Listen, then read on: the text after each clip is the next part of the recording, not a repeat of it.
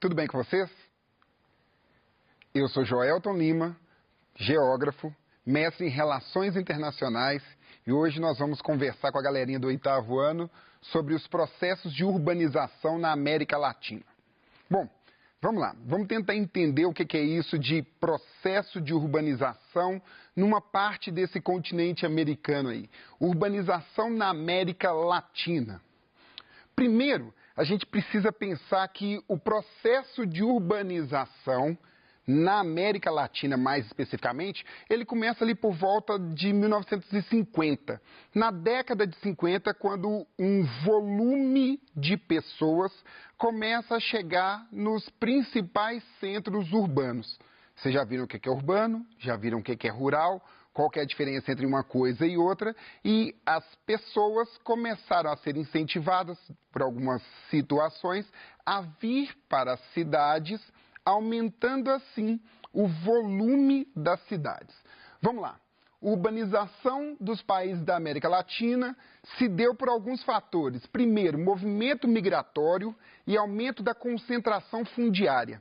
As pessoas começaram a vir para cá, a vir para as grandes cidades, no Brasil, na grande maioria do Brasil, porque a terra começou a ser concentrada na mão de algumas poucas pessoas. O desenvolvimento da atividade industrial demanda muita gente. E isso fez com que as pessoas fossem estimuladas a deixar o interior e vir para as grandes cidades. Principalmente em países como México, Brasil, Argentina, depois Chile. Geração de postos de trabalho, fábricas e comércios. Vale lembrar que nesse primeiro momento, na década de 50, vieram famílias inteiras, mas principalmente os homens. E a partir da década de 70, a gente tem uma grande inserção das mulheres aí nessa produção fabril. A modernização do campo é um fator que a gente precisa entender um pouquinho por que o campo ficar mais moderno aumenta ou interfere diretamente no processo de urbanização. Por quê? A inserção de grandes máquinas na atividade do campo, a inserção de grandes máquinas na lavoura, substitui um volume considerável de mão de obra e faz com que essas pessoas elas procurem forçosamente o espaço das cidades para suprir essas necessidades mais básicas. Pensa no seguinte também, o governo ele começa na década de 50, 60 e 70, nesse período de 50, 60 e 70, grandes obras no Brasil. Então, a construção civil ela demanda um grande número de trabalhadores. Pensa aí de quando é a construção, por exemplo, do Mineirão, do Maracanã, da Ponte Rio-Niterói, da Transamazônica. Esse grande volume de obras de construção civil faz com que seja demandado um número muito grande de pessoas que saem do campo e encontram oportunidade no ambiente das cidades. Se os países mais urbanizados da América Latina são México, Brasil, Argentina, Chile, é legal fazer inserção também de um país que vem tendo um grande crescimento de urbanização, que é a Bolívia. Eu não dei oi para o Hermes. Hermes, faz Bolívia aí para a gente ver. O grande crescimento urbano da Bolívia, principalmente em cidades como Cochabamba, com esse incentivo de migração de brasileiros, está vendo? A migração ela está sempre ligada a esse processo de crescimento urbano. O grande crescimento da Bolívia coloca a Bolívia aqui como mais um país com forte crescimento urbano. Os menos urbanizados dessa América Latina, Guiana e Guiana Francesa. A discussão se Guiana é ou não a América Latina fica para uma outra situação. E aí, dentro desse contexto, a gente consegue perceber a evolução das metrópoles, ou processo de metropolização. Você lembra lá do 6º ano, relembrado também do 7º ano, quando a gente conversou sobre o processo de conurbação. O seu professor de geografia conversou com você aí sobre conurbação. O que é conurbação? Um centro urbano, onde predominam ali atividades do setor secundário, predominam ali atividades do setor terciário, então é indústria, comércio e prestação de serviços. Um centro urbano, ele cresce de forma suficiente a chegar no limite, chegar na fronteira do município e encontrar com o município vizinho que também teve um aumento considerável da sua faixa urbana ou do seu conjunto de domicílios ou das atividades de indústria, comércio e prestação de serviços. Então, de maneira mais direta, uma cidade cresce tanto que ela se encontra com outra cidade. A partir daí, a gente não consegue perceber quando termina uma, quando começa outra. Dei exemplo do nosso estado, Betim e Contagem. Betim cresceu tanto por causa das indústrias que ali se instalaram em torno da Fiat. Contagem cresceu tanto por causa do conjunto de cidades. Contagem já nasce com uma vocação industrial. Contagem cresceu tanto que não dá para perceber, se você olhar para uma imagem de satélite, quando começa uma cidade e quando termina outra. Você não consegue perceber também quando termina a cidade de Belo Horizonte e quando começa a cidade de Contagem. Quando termina a cidade de Ibirité e começa a cidade de Belo Horizonte. Esse grande conjunto de alinhamento de cidades faz com que, não só essas, mas tantas outras que se aglutinam ali em torno de um centro principal, seja uma metrópole. As metrópoles, elas são dos aspectos mais importantes na urbanização dessa América Latina, por causa do que eu disse, das grandes correntes migratórias e por causa da grande oferta de posto de trabalho. Mas não só posto de trabalho, mas outras oportunidades também. Muita gente vem para os grandes centros em busca de saúde, em busca de segurança, em busca de um pouco de conforto. Assim, são geradas as grandes cidades. E nesse contexto de América Latina, nós temos aqui, nessa porção do continente, algumas das maiores cidades do mundo. E isso é que é muito legal da gente começar a tentar entender. Você já teve a oportunidade de conversar com alguém do hemisfério norte? Sobretudo Canadá, Estados Unidos ou parte da Europa?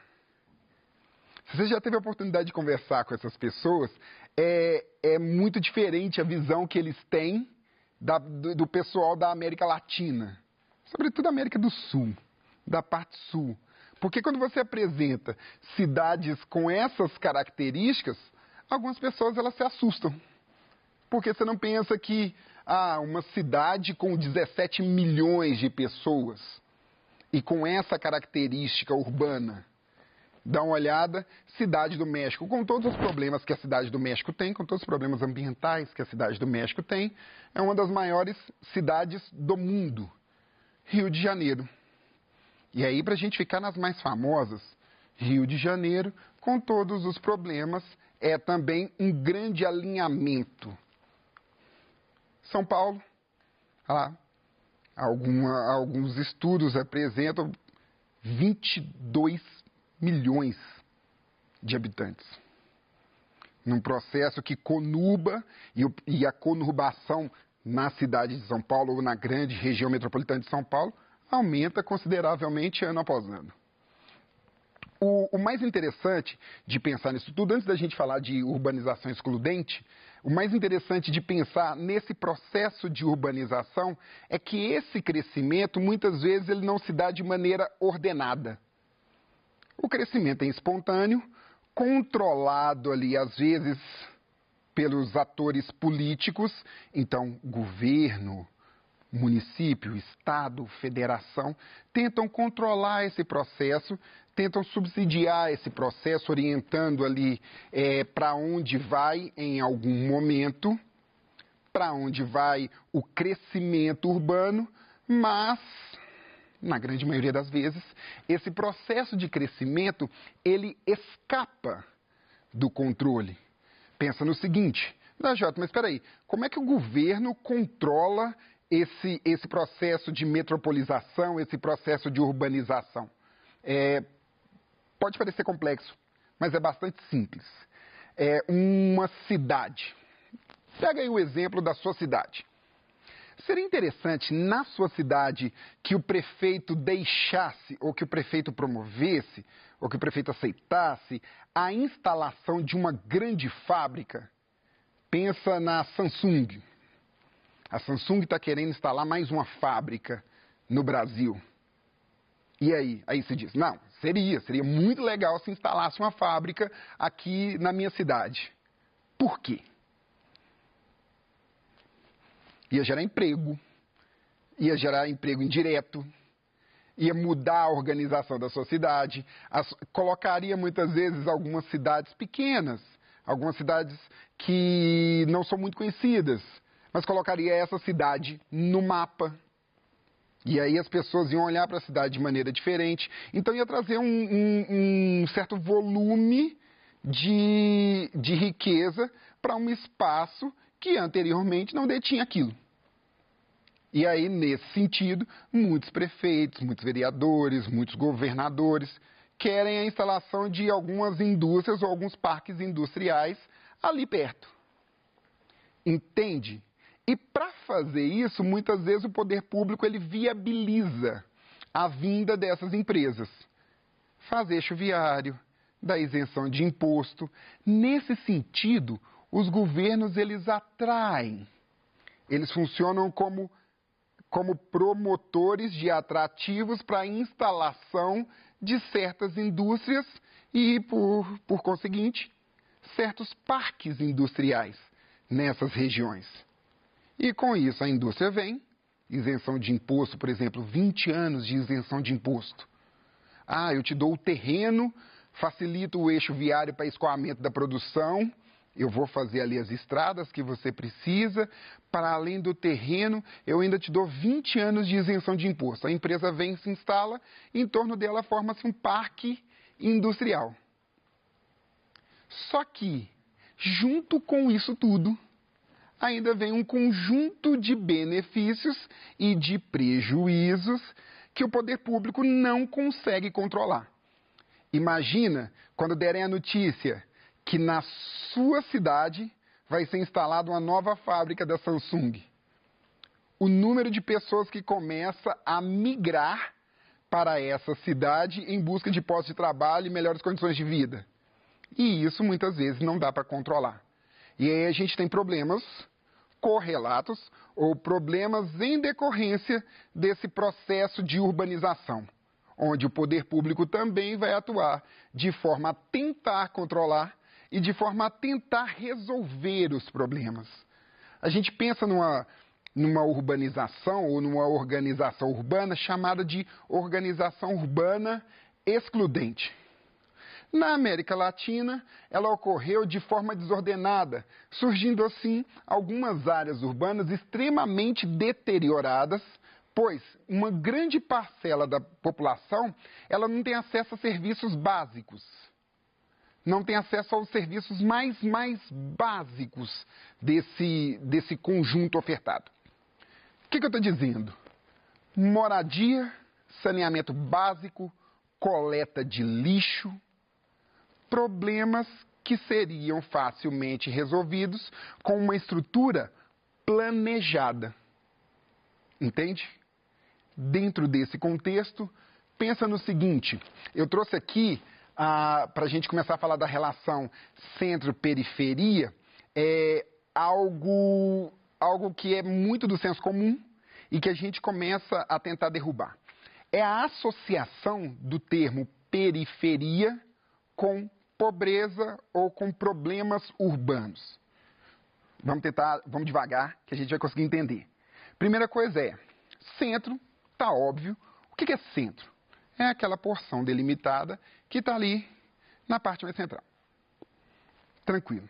Então a gente tem o centro da cidade onde você mora, o centro aqui de Belo Horizonte, nós temos os centros simples. O que é periferia? E o conceito é simples. Periferia é tudo que não está no centro. E aí as pessoas não podem ficar bravas. Às vezes você conversa com um aluno e ele mora bem, mora num bairro nobre, e você diz, você é um cidadão da periferia. E ele fica bravo. Não, não sou. Por quê? Porque no imaginário das pessoas, periferia está associado ao processo de favelização, que é a ocupação de espaços impróprios com pouca urbanização e com construção de moradias irregulares. Não, periferia é toda aquela área que está fora do centro. E as periferias possuem características diferentes entre si. Algumas vezes, as periferias têm problemas por causa da urbanização desordenada, a ocupação desordenada.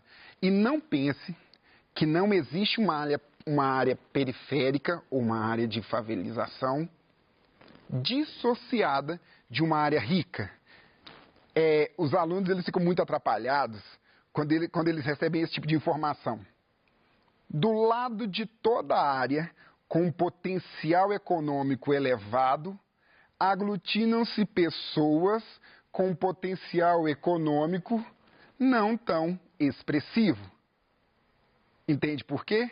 Aqui em Belo Horizonte, andando por Belo Horizonte, você vê muitas vezes assim, um bairro de classe média alta, de um lado, um eixo viário, aqui, e tudo periferia.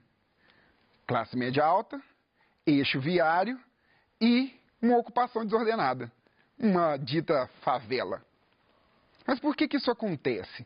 Aquela área dita nobre, ela precisa de mão de obra. E como eles são dissociados, ou eles são afastados do centro, a faxineira, o entregador de pizza, eles precisam instalar-se no lugar mais próximo do trabalho. Criam-se, assim, alguns espaços de ocupação desordenada do lado de outros espaços de ocupação ordenada. Isso nos leva à vontade dos governos em readequar espaços que até então não tinham tanta visibilidade, ou que não tinham tanta dedicação, ou que não foram alvo de processo de urbanização. Requalificação e ressignificação dos espaços, que também pode nos levar a um outro problema, que é a chamada gentrificação. Para dar um exemplo muito claro, aqui em Belo Horizonte, a prefeitura de uns 20 anos para cá, ela vem revalorizando o centro. O centro estava meio abandonado, a dedicação a certos espaços públicos estava ficando para um segundo plano, e algumas pessoas começaram a ocupar esse centro. Então, tinha uma marginalização de alguns espaços no centro de Belo Horizonte. A prefeitura investiu dinheiro, renovou esses espaços, trouxe outras atividades, o que provocou a vinda de um público que não era costumeiro. Pessoas de classe mais elevada começaram a ocupar esses espaços, expulsando essas pessoas com classe social e poder aquisitivo muito diferentes. Esse é o chamado processo de gentrificação. Eu vou ficando por aqui, espero que você tenha entendido, se cuidem e até a próxima. Tchau, tchau.